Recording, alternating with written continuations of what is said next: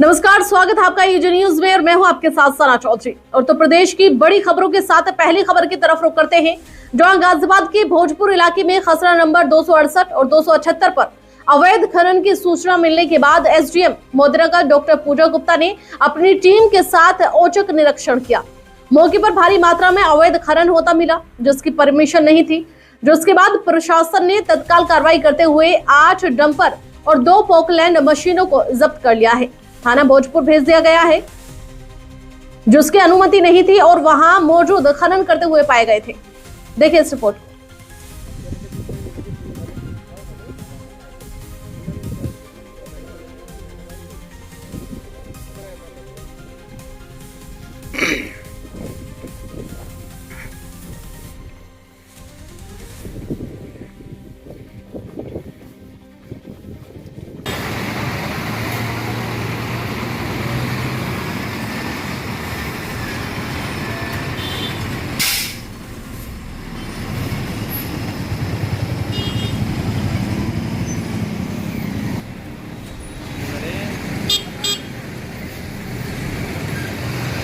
आज सुबह मेरे द्वारा क्षेत्र का औचक निरीक्षण किया जा रहा था। उस समय मैंने पाया कि मौके पर खनन हो रहा है भोजपुर क्षेत्र में। जब जाकर तहकीकात की गई तब ये संज्ञान में आया कि खसरा नंबर 278 और 268 जिसमें कोई परमिशन नहीं मिली, उसके अंदर अवैध खनन किया जा चुका था। और मौके से हम लोगों ने 9 डंपरों को पकड़ा और 2 पोकलैंड मशीनों को पकड़ा है। अच्छा, इनमें कोई गिरफ्तारी भी हुई है किसी की? अभी गिरफ्तारी नहीं हुई है किसी की। अभी सभी को ला करके यहाँ पे खड़ा किया जा रहा है और इसके मालिक को भी सूचित कर दिया गया है। हालांकि मालिक के द्वारा कोई इसमें परमिशन नहीं दिखाई गई है। ठीक है मैडम, थैंक यू। वहीं दूसरी खबर कानपुर से हमारे सामने है, जहां कानपुर में एक ऐसा मामला सामने आया है जहां पति ने अपनी पत्नी के खिलाफ मुकदमा दर्ज कराया है। पति ने आरोप लगाया था कि उसकी पत्नी की सरकारी नौकरी लगने के बाद उसकी पत्नी उसके साथ रहने के लिए करोड़ रुपए की रकम मांग रही है और उसके ससुराल जन भी उसको डरा धमका रहे हैं। पति बजरंग की शिकायत पर कमिश्नरेट कानपुर नगर के थाना नौबस्ता में मुकदमा दर्ज किया गया था, जिसके बाद मामला सोशल मीडिया पर वायरल हो गया और छाया हुआ है। अब पत्नी लक्षिता परमार मीडिया के सामने अपने पति के आरोपों को गलत बता रही है। उनका कहना है कि वो खुद अपने पति के साथ रहना चाहती हैं, लेकिन उनके पति इस तरह के गलत आरोप लगाकर मुझे सोशल मीडिया के जरिए बदनाम करना चाहते हैं। उनका कहना है कि मैं खुद अपने पति के साथ रहना चाहती हूं, लेकिन ये इस तरह के गलत बयान देकर मुझे सोशल मीडिया के माध्यम से बदनाम करना चाहते हैं।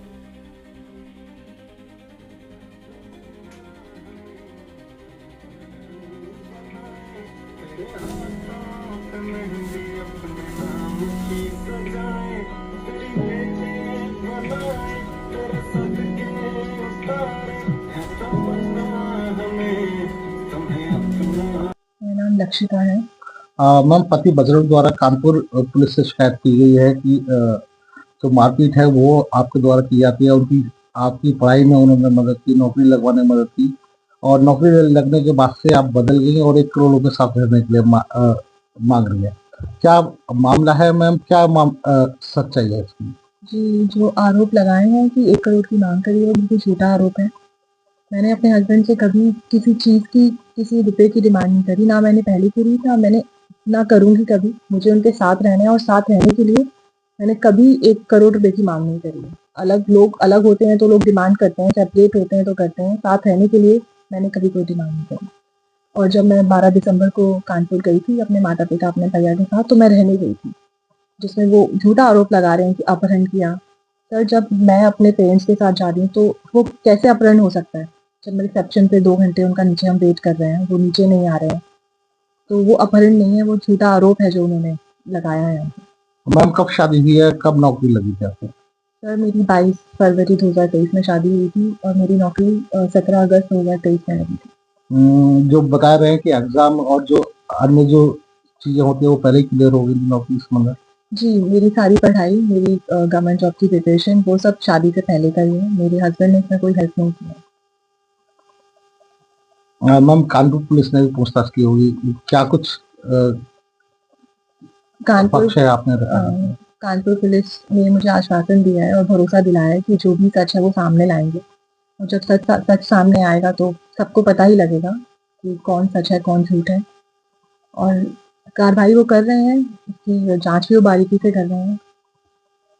तो मैम पति बजरंग की जिसने ये शिकायत की है मतलब क्या लगता है कि क्या मोटिव है, क्यों ये शिकायत की गई? क्योंकि पत्नी है आप सर उन्होंने जो हमारी 17 दिसंबर को हम दोनों फैमिली ने मिलकर ये डिसाइड किया कि हाँ ठीक है, मैं अपने हस्बैंड के साथ कानपुर में रहूंगी। फिर उसके बाद उन्होंने प्लानिंग प्लॉटिंग ऐसी भूमिका बनाई और झूठा मुकदमा और झूठी फॉल्स एलिगेशन लगा के वीडियो वायरल करी है।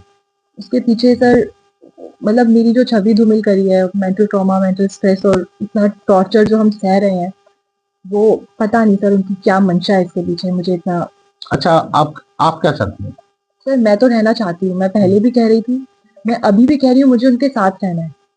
ये मैंने कभी कोई डिमांड नहीं करी है और मैं ही हमेशा एफर्ट करती रही रिश्ता बचाने के लिए। मैं ही चाहती रही कानपुर। वो दिल्ली आते थे, 10-10 दिन रहे, 15-15 दिन रह रहे हैं वो। मेरा ससुराल दिल्ली में है, कीर्ति नगर में। वो मुझे वहाँ आने नहीं देते, कानपुर भी नहीं आने देते कि आप रिजाइन दें, आप तभी आएंगी वरना आप मिलेंगी भी नहीं। और इसके बावजूद मैंने बहुत कोशिश करी, मैं कानपुर जाती थी, उन्हें समझाती थी, लेकिन वो इस चीज को नहीं समझे। वहीं तीसरी बड़ी खबर गाजियाबाद के मोदीनगर से हमारे सामने है, जहां मोदीनगर की इंद्रपुरी कॉलोनी में रहने वाले टिंकू और उनके कबूतरों की दोस्ती हर किसी को हैरान कर रही है। टिंकू का पक्षी प्रेम इतना गहरा है कि उनके इशारों पर कबूतर उनके कंधे पर आकर बैठ जाते हैं और उनके इशारे पर ही आसमान में भी उड़ने लगते हैं। इतना ही नहीं, टिंकू जब बाइक चलाते हैं तो उनके पंखों वाले दोस्त उनके आगे उड़ते हैं और चलते चलते उनके हाथ पर आकर बैठ जाते हैं। आइए आपको ये तमाम वीडियो दिखाते हैं किस तरह से इन दोनों की दोस्ती सोशल मीडिया पर छाई हुई है।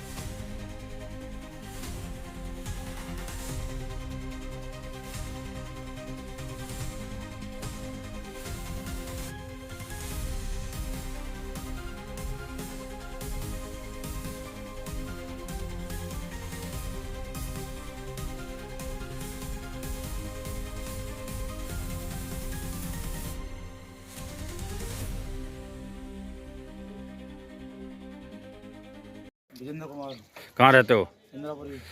ये जो कबूतर आपके साथ साथ चलते हैं, आज इनकी दोस्ती कैसे हुई आपसे, कैसे पाला आपने? छोटे छोटे से बच्चे थे हमारे ऊपर हैंगे, वहाँ से मैंने नीचे हाँ। रख लेते।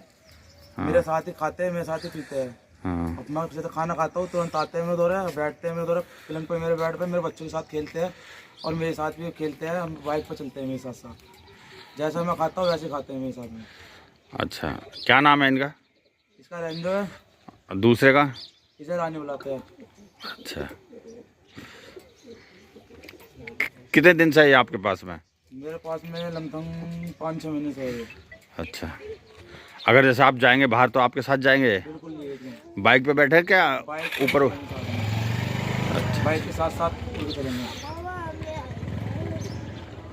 वहीं चौथी बड़ी खबर की तरफ रुख करते हैं, जहां मिल्कीपुर के उपचुनाव को निष्पक्ष करने को लेकर सांसद अवधेश प्रसाद ने सिटी मजिस्ट्रेट को ज्ञापन सौंपा है। सांसद अवधेश प्रसाद ने बताया कि 5 फरवरी को मिल्कीपुर का उपचुनाव होना है और मिल्कीपुर की देवतुल जनता ने चुनाव को अपने हाथ में ले लिया है।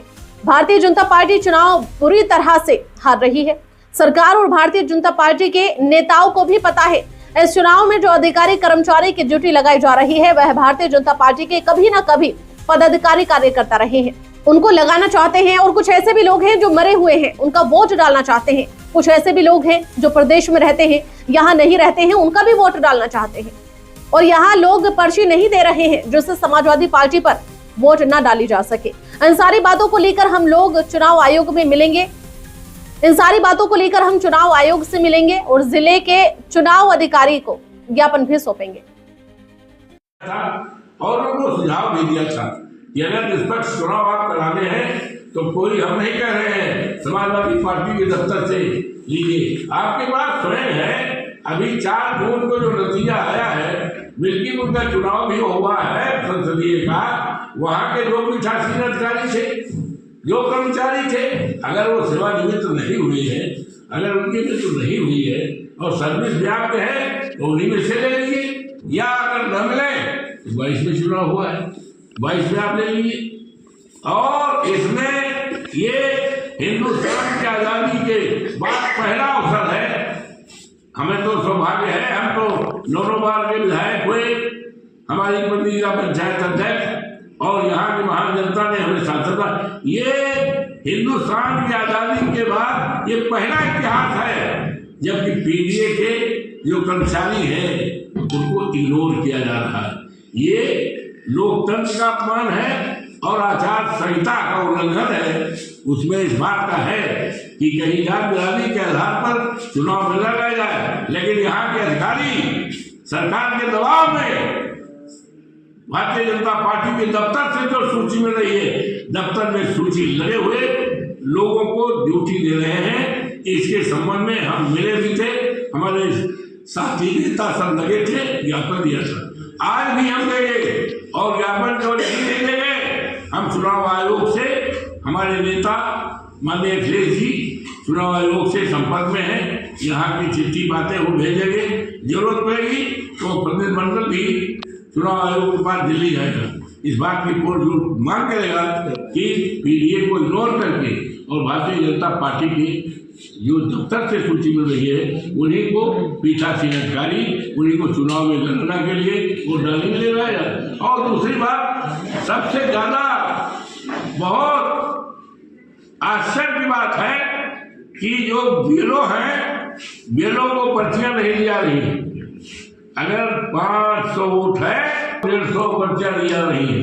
और जो समाजवादी पार्टी का यहाँ पर वोट है, यहाँ पर अब मतदाता है, उन मतदाताओं को वोट डालने से उनको मौका नहीं मिले, इसलिए बीएलओ को पर्चियां नहीं दी जा रही है। वहीं पांचवी बड़ी खबर की तरफ रुख करते हैं, जहां देश के प्रधानमंत्री नरेंद्र मोदी ने प्रयागराज महाकुंभ में हुए हादसे पर अत्यंत दुख जाहिर किया है। नरेंद्र मोदी ने कहा, इसमें जिन श्रद्धालुओं ने अपने परिजनों को खोया है उनके प्रति मेरी गहरी संवेदना है। इसके साथ ही मैं सभी घायलों के शीघ्र स्वस्थ होने की कामना करता हूँ। स्थानीय प्रशासन पीड़ितों की हर संभव मदद में जुटा हुआ है। इस सिलसिले में मैंने मुख्यमंत्री योगी आदित्यनाथ जी से भी बात की है और लगातार मैं राज्य सरकार से वार्तालाप कर रहा हूँ। देखिए इस रिपोर्ट।